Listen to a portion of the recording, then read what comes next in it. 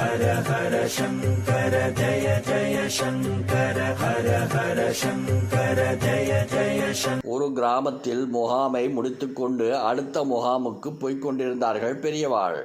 வழியில் ஒரு பிச்சைக்காரன் வந்தான். தொலைவிலிருந்து பார்த்தபோதே இவர் ஒரு சாமியார், ரொம்ப பேர் கூட வருகிறார்கள், நல்ல சில்லறை தேரும் என்று எண்ணியிருப்பான் போலும்.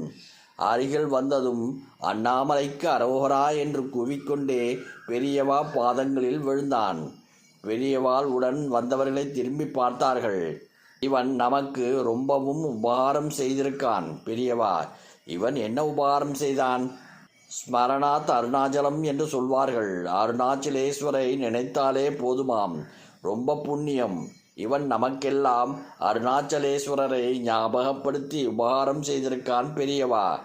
பிச்சைக்காரன் இன்னும் நின்று கொண்டிருந்தான். 10 பைசா கூட கிடைக்கவில்லை.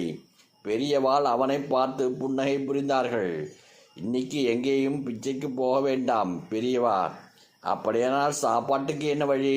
பிச்சைக்காரன், மடத்திலேயே சாப்பிடலாம், அப்புறமா வெளியூர் போ பெரியவா. பெரியவாள் பக்தர்களை பார்த்து சொன்னார்கள், எந்தரோ மகானுபாவலு, எங்கெல்லாமோ எத்தனையோ மகான்கள், சித்தர்கள், பக்தர்கள் இருக்கிறார்கள். இந்த பண்டாரத்தை பாருங்கள்.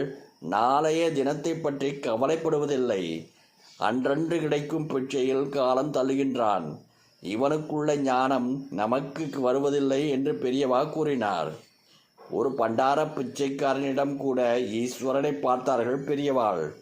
உடன் வந்து கொண்டிருந்த வித்வான் சொன்னார், ஈஸ்வரனே அவதாரம் செய்து வந்தால் கூட நாம் அவரை வெறும் மனிதனாகத்தான் பார்க்கின்றோம். பெரியவாளைத்தான் குறிப்பிட்டாரோ? தெய்வம் தெய்வ வடிவிலேயே வந்தாலும் நம்பாத பாமரர்கள் நாம் என்னத்தை சொல்ல? ஹர ஹர சங்கர ஜய ஜய சங்கர ஹர ஹர சங்கர ஜய ஜய சங்கர.